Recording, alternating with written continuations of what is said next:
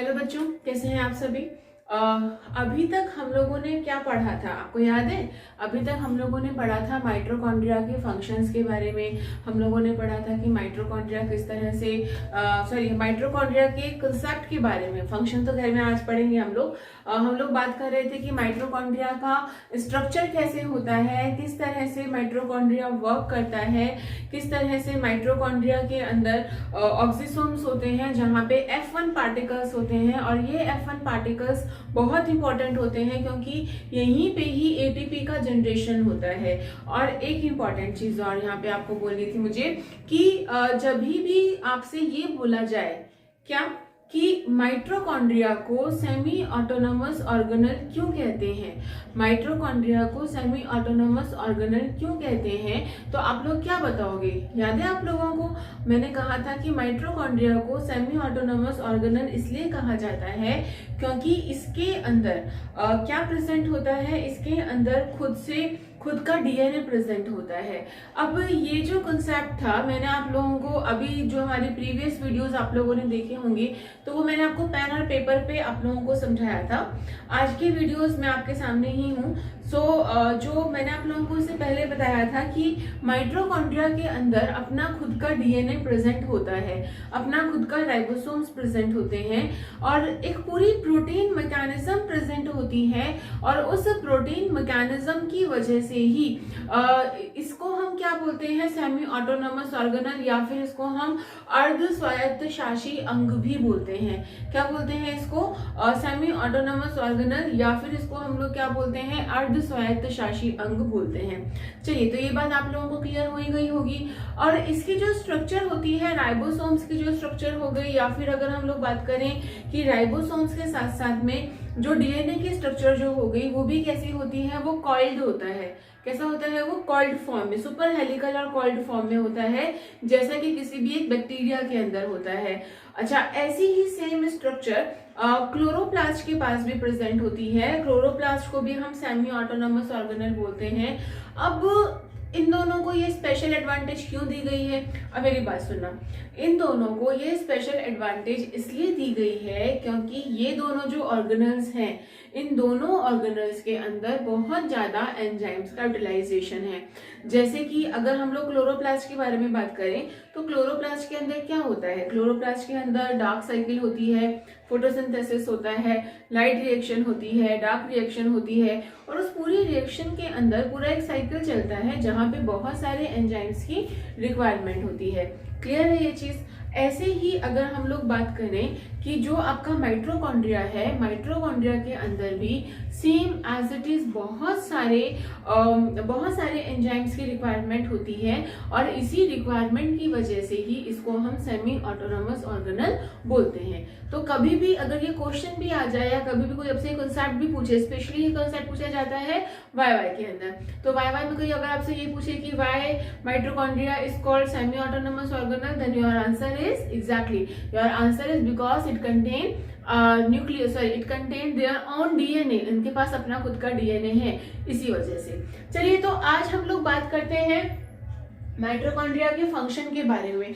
Mitochondria का function क्या है? एक बेसिक फंक्शन अगर हम लोग बात करें तो माइटोकॉन्ड्रिया का काम जो है वो हो गया फूड ऑक्सीडेशन।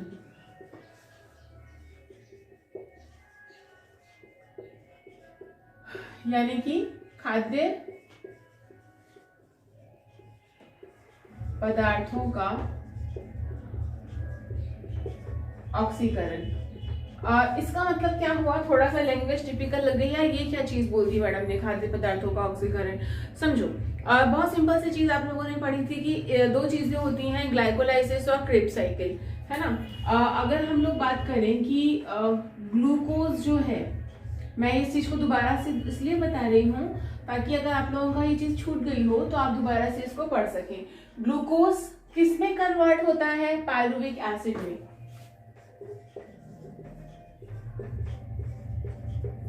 इसमें कन्वर्ट हो रहा है पायरुविक एसिड में। ये प्रोसेस क्या कहलाता है? ग्लाइकोलाइसिस। पायरुविक एसिड से CO2, H2O और आगे ATP, ये कहाँ पे बनते हैं? अभी पायरुविक एसिड कहाँ मूव करता है? ये मूव करता है आगे, पायरुविक एसिड भी नहीं, यहाँ पे एक तरह का क्या बोलते हैं इसको, एसिटाइल को एंजाइम होता है, और एसिटाइल को एंजाइम जो आपका ग्लाइकोलाइसिस जो है और क्रेब्स साइकिल है, इनके बीच की एक योजक कड़ी है, एक कनेक्टिव लिंक है।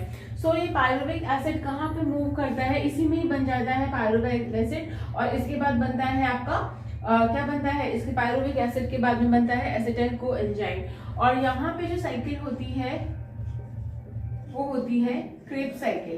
तो जो ये क्रेब्स साइकिल है, इसमें क्या बनता है? एनर्जी बनती है। तो अब देखा जाए तो ग्लूकोज का ऑक्सीडेशन होता है। बच्चों एक बात का ध्यान रखना, हालांकि बात जूलॉजी की है, लेकिन मैं यहाँ पे आप लोगों को बता देती हूँ, हमारी बॉडी में यूटिलाइजेशन सिर्फ उसका होता है और स्टोरेज किसका होता है?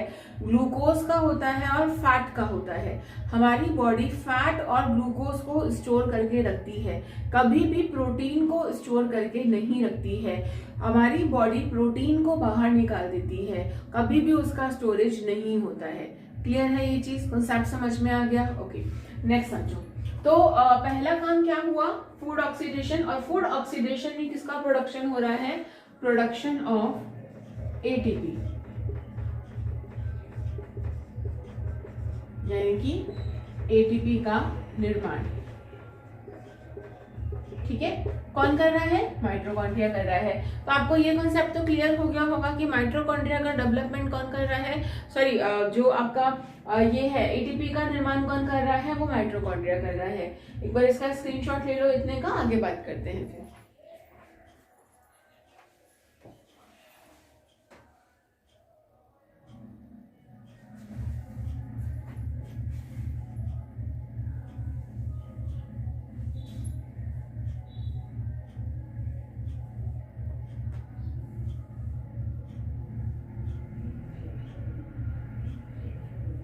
यस, नेक्स्ट हम लोग बात करते हैं कि यॉर्क फॉर्मेशन। चलिए इसको मैं मिटा देती हूँ, अगले से बात करते हैं।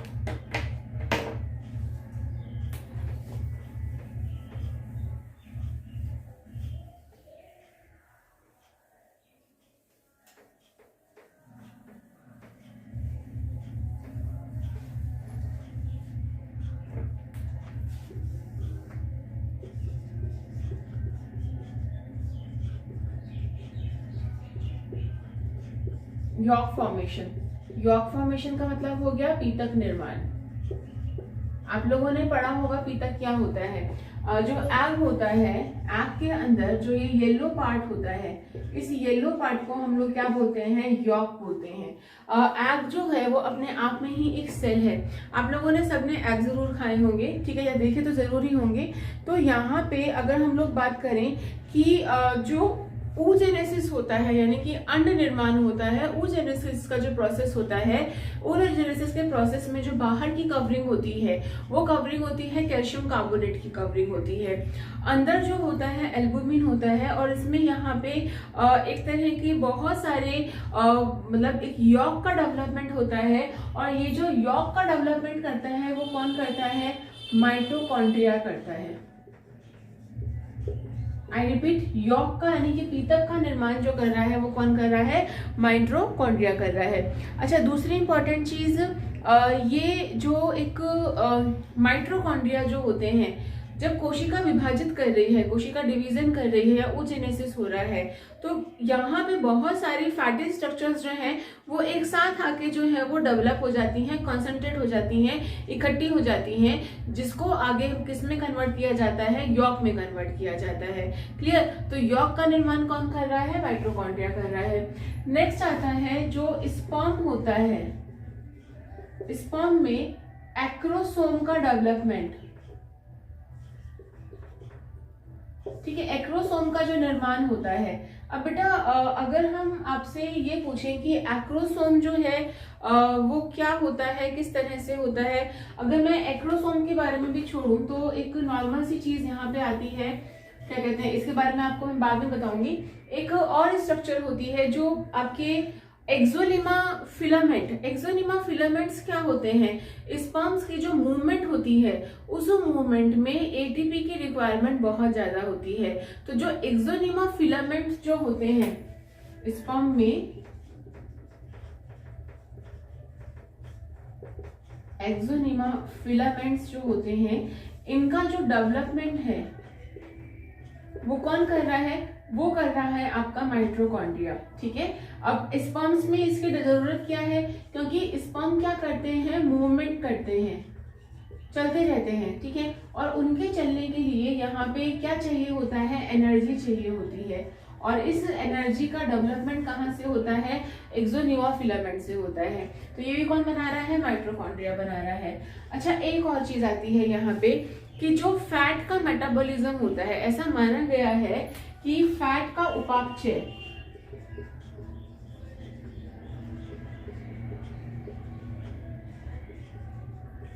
वसा का उपापचय, तो जो वसा का उपापचय जो है, यानी कि बहुत सारे ऐसे फैटी एसिड्स हैं, ये बताया किसने था? ये वोथोन ने बताया था। वोथोन नाम के साइंटिस्ट ने ये बताया था कि जो वसा का उपापचय है उसको करने के लिए यहाँ पे कौन काम में आ रहा है? माइटोकॉन्ड्रिया काम में आ रहा है। साथ ही साथ यहाँ पे जो प्रोटीन मेटाबॉलिज्म होती है, प्रोटीन मेटाबॉलिज्म यानी कि सिक्रीशन जो होता है, बहुत सारे ऐसे एंजाइम्स का सिक्रीशन करता है ये, जैसे कि ज़ाइमोसिन नाम के एंजाइम का सिक्रीशन करता है, जो आगे प्रोटीन मेटाबॉलिज्म के लिए बहुत जरूरी है। तो ये किसका सिक्रीशन करता है? सिक्रीशन अर्थात स्रावन। किसने बताया था? ये बताया था वॉन बर्ग ने। ठीक है, तो वॉन बर्ग ने क्या कहा? वॉन बर्ग ने ये कहा कि बहुत सारे अगर हम लोग बात करें कि जो बहुत सारे प्रोटीन्स होते हैं उनके सिंथेसिस के लिए भी जो ज़ाइमोसिन नाम का प्रोटीन है उसका डेवलपमेंट कौन कर रहा है? ये माइटोकॉन्ड्रिया कर रहा है। सो स्क्रीनशॉट ले लो, फिर आगे डिस्कस करते हैं।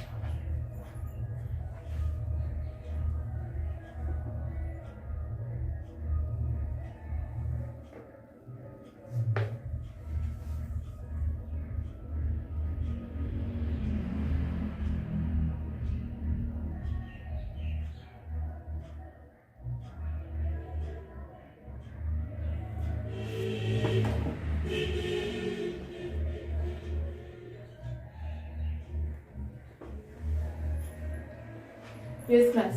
तो नेक्स्ट हम लोग बात करते हैं कि अब बात ये आती है कि माइटोकॉन्ड्रिया का डेवलपमेंट कहाँ से हुआ है, यानी कि इसकी जो उत्पत्ति है वो कहाँ से हुई है।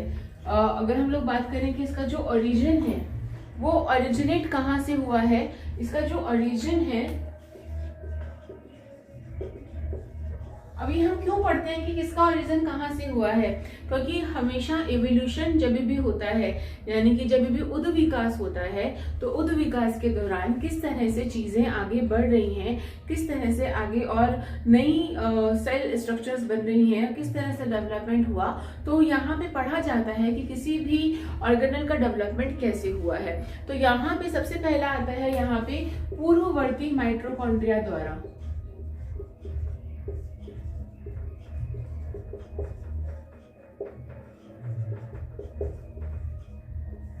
ठीक है, तो जो पूर्ववर्ती माइटोकॉन्ड्रिया, ये क्या हुआ कि जो प्रिकर्सर है, यानी कि पहले का जो माइटोकॉन्ड्रिया जो था उसी से आगे बडिंग हो जाती है और नया माइटोकॉन्ड्रिया जो होता है वो बनना शुरू हो जाता है। दूसरी जो इसको ये माना गया है वो माना गया है अंतःप्रद्रव्यी जालिका से। अंतःप्रद्रव्यी जालिका क्या होती है? यानी कि एंडोप्लाज्मिक रेटिकुलम। तो एंडोप्लाज्मिक रेटिकुलम से भी डेवलपमेंट माना गया है इसका कि एंडोप्लाज्मिक रेटिकुलम जो है वो आगे जाके किसका डेवलपमेंट करता है? माइटोकॉन्ड्रिया का डेवलपमेंट करता है। नेक्स्ट अगर हम लोग बात करते हैं कि प्रो माइटोकॉन्ड्रिया यानी कि प्री माइटोकॉन्ड्रिया से भी इसकी उत्पत्ति मानी गई है। तीसरा जो हो गया वो हो गया प्रो माइटोकॉन्ड्रिया, यानी कि प्री या प्रो माइटोकॉन्ड्रिया। तो प्रोमाइटोकॉन्ड्रिया से भी इसकी उत्पत्ति मानी जाती है, जहां पे ये बोला जाता है कि कोशिका द्रव के अंदर छोटे छोटे से प्रोमाइटोकॉन्ड्रियल स्ट्रक्चर होती हैं जिनसे आगे माइटोकॉन्ड्रिया का निर्माण होता है। यहाँ पे माइटोकॉन्ड्रिया खत्म होता है, फिनिश होता है। नेक्स्ट वीडियोस के अंदर हम लोग डिस्कस करेंगे क्लोरोप्लास्ट के बारे में। क्लोरोप्लास्ट क्या होता है, कैसे होता है, कितने प्रकार का होता है, इसके बारे में हम लोग डिस्कशन करेंगे। यहाँ पे माइटोकॉन्ड्रिया हमारा फिनिश हो जाता है। Thank you so much for watching.